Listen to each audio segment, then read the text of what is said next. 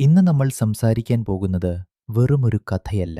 നമ്മൾ എന്നും ആരാധിക്കുന്ന നമ്മുടെ പ്രിയപ്പെട്ട കണ്ണൻ ഈ ഭൂമിയിൽ നിന്ന് മടങ്ങിപ്പോയിട്ട് യുഗങ്ങൾ കഴിഞ്ഞു.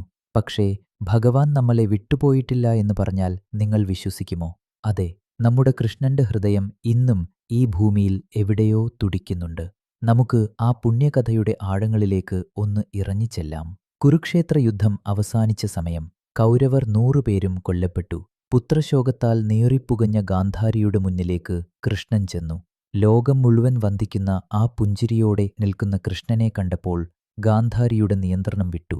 തന്റെ മക്കൾ മരിക്കാൻ കാരണം കൃഷ്ണനാണെന്ന് വിശ്വസിച്ച ആ അമ്മ വിറയ്ക്കുന്ന സ്വരത്തിൽ ഭഗവാനെ ശപിച്ചു. കൃഷ്ണ, നിന്റെ യാദവകുലവും ഇതുപോലെ തമ്മിലടിച്ചു നശിക്കട്ടെ. വനത്തിൽ അനാഥനായി നീയും ഒരു സാധാരണക്കാരനെ പോലെ മരിച്ചു വീഴട്ടെ. ഈ ശാപം കേട്ടിട്ടും ഭഗവാൻ ഒന്ന് പുഞ്ചിരിക്കുക മാത്രം ചെയ്തു. കാരണം തന്റെ അവതാര ലക്ഷ്യം പൂർത്തിയാക്കാൻ ഇത്തരം ചില നിമിത്തങ്ങൾ ആവശ്യമാണെന്ന് ആ ജഗന്നാഥന് അറിയാമായിരുന്നു. വർഷങ്ങൾ കടന്നുപോയി. ഗാന്ധാരി പറഞ്ഞതുപോലെ തന്നെ യാദവർ തമ്മിൽ അടിച്ചു നശിച്ചു. തന്റെ ലീലകൾ പൂർത്തിയാക്കി ഭഗവാൻ ഒരു മരച്ചുവട്ടിൽ യോഗനിദ്രയിൽ ആണ്ടു. ആ സമയത്താണ് ജര എന്ന വേട്ടക്കാരൻ അവിടെ വരുന്നത്. ഭഗവാന്റെ കാൽപാദം ഒരു മാനിന്റെ ചെവിയാണെന്ന് തെറ്റിദ്ധരിച്ച് അവൻ അമ്പെയ്തു. അമ്പേറ്റത് തന്റെ പ്രാണനാഥനായ കണ്ണനാണെന്ന് കണ്ടപ്പോൾ ആ വേട്ടക്കാരൻ തകർന്നുപോയി. പക്ഷേ ഭഗവാൻ അവനെ ആശ്വസിപ്പിച്ചു. താൻ ഈ ലോകം വിടാൻ സമയമായെന്ന് പറഞ്ഞ് കൃഷ്ണൻ ദേഹത്യാഗം ചെയ്തു. പാണ്ഡവർ ഓടിയെത്തി. ഹൃദയം തകർന്നു കരഞ്ഞുകൊണ്ട് അവർ ഭഗവാന്റെ ഭൗതിക ശരീരം അഗ്നിക്കിരയാക്കി. ചിതയിലെ തീ ആളിപ്പടർന്നു. ഭഗവാന്റെ ശരീരം മുഴുവൻ പഞ്ചഭൂതങ്ങളിൽ ലയിച്ചു. പക്ഷേ ആ ചാരത്തിനിടയിൽ ഒരു അത്ഭുതം ബാക്കിയായി. ഭഗവാന്റെ ഹൃദയം മാത്രം അഗ്നി സ്പർശിക്കാതെ അവിടെ കിടന്നു. ഒരു പാവനമായ താമരമൊട്ടുപോലെ അത് ഇന്നും തുടിച്ചുകൊണ്ടേയിരുന്നു. പാണ്ഡവർ അത്ഭുതപ്പെട്ടു. ആ ദിവ്യമായ ഹൃദയം അവർ സമുദ്രത്തിലൊഴുക്കി. ആ ഹൃദയം ഒരു മരത്തടിയുടെ രൂപം പ്രാപിച്ച് കടൽ തിരമാലകളിലൂടെ ഒഴുകി നടന്നു. യുഗങ്ങൾക്ക് ശേഷം ഒഡീഷയിലെ പുരി എന്ന പുണ്യഭൂമിയിലെ കടൽത്തീരത്ത് ആ മരത്തടി വന്നെത്തി. അതേസമയം പുരിയിലെ രാജാവായ ഇന്ദ്രദ്യുമ്നൻ ഒരു വലിയ കൃഷ്ണഭക്തനായിരുന്നു. അദ്ദേഹം ഭഗവാനെ നേരിട്ട് കാണണമെന്ന് ആഗ്രഹിച്ചു. ഒരു സ്വപ്നത്തിൽ ഭഗവാൻ രാജാവിനോട് അരുളി ചെയ്തു, രാജാവേ, കടൽ തീരത്തെ ആ മരത്തടിയിൽ നിന്ന് വിഗ്രഹം കൊത്തി അതിനുള്ളിൽ എന്റെ ഹൃദയം പ്രതിഷ്ഠിക്കൂ. രാജാവ് ഉടൻ തന്നെ ഏറ്റവും നല്ല ശില്പികളെ കൊണ്ടുവന്നു. ആ ദിവ്യമായ മരത്തടിയിൽ നിന്ന് ജഗന്നാഥന്റെയും ബലഭദ്രന്റെയും സുഭദ്രയുടെയും വിഗ്രഹങ്ങൾ കൊത്താൻ സാക്ഷാൽ വിശ്വകർമാവു തന്നെ ഒരു വൃദ്ധന്റെ വേഷത്തിലെത്തി. അദ്ദേഹം ഒരു നിബന്ധന വെച്ചു, ഞാൻ വിഗ്രഹം കൊത്തിത്തരാം, പക്ഷേ 21 ദിവസം ഈ മുറി ആരും തുറക്കരുത്. രാജാവ് സമ്മതിച്ചു.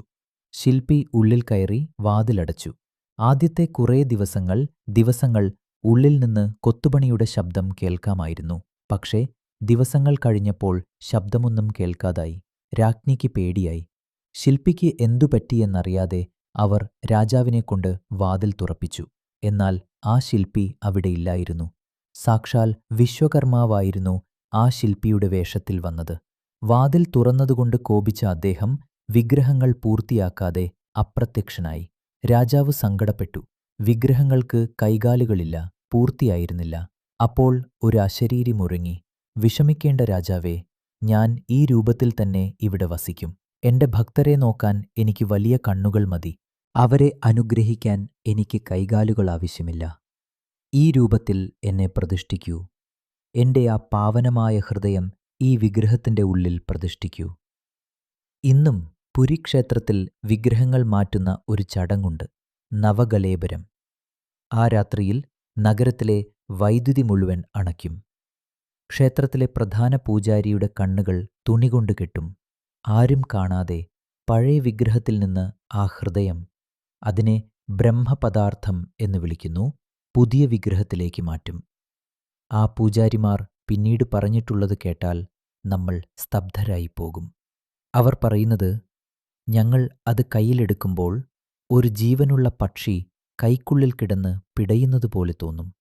നല്ല ചൂടുണ്ടാകും. ഒരു ഹൃദയം മിടിക്കുന്നത് ഞങ്ങളുടെ കൈവെള്ളയിൽ ഞങ്ങൾക്ക് അറിയാൻ പറ്റും. ദൈവത്തിന്റെ ഹൃദയം മാറ്റുന്നത് ഇന്നും അവിടെ തുടരുന്ന വലിയൊരു രഹസ്യമാണ്. ഭക്തരെ, ശാസ്ത്രത്തിന് ഇതിന് ഉത്തരം നൽകാൻ കഴിഞ്ഞെന്നു വരില്ല. പക്ഷേ ഭക്തിയുള്ളവർക്ക് അതൊരു വലിയ ഉറപ്പാണ്. നമ്മെ കാക്കുന്ന ആ കരിനീലക്കണ്ണൻ ഇന്നും പുരിയിലെ ആ മരവിഗ്രഹത്തിനുള്ളിലിരുന്ന് ശ്വസിക്കുന്നുണ്ട്. ഗാന്ധാരിയുടെ ശാപം പോലും അനുഗ്രഹമാക്കി മാറ്റിയ ഭഗവാൻ തൻ്റെ ഹൃദയം നമുക്കായി ഈ ഭൂമിയിൽ ഉപേക്ഷിച്ചു പോയി. നമ്മുടെ ഓരോ ശ്വാസത്തിലും നമ്മുടെ ഓരോ പ്രാർത്ഥനയിലും ആ കൃഷ്ണഹൃദയത്തിൻ്റെ തുടിപ്പുണ്ട്. പുരി ജഗന്നാഥൻ്റെ ആ ചൈതന്യം നമ്മെ എപ്പോഴും നയിക്കട്ടെ. ഈ പവിത്രമായ കഥ കേൾക്കുമ്പോൾ നിങ്ങളുടെ മനസ്സിലും ആ തുടിപ്പ് അനുഭവപ്പെടുന്നുണ്ടെങ്കിൽ ഒന്ന് കണ്ണടച്ച് ആ ജഗന്നാഥനെ സ്മരിക്കുക. ലോകം മുഴുവൻ സന്തോഷത്തോടെ ഇരിക്കട്ടെ. ജയ് ജഗന്നാഥ്.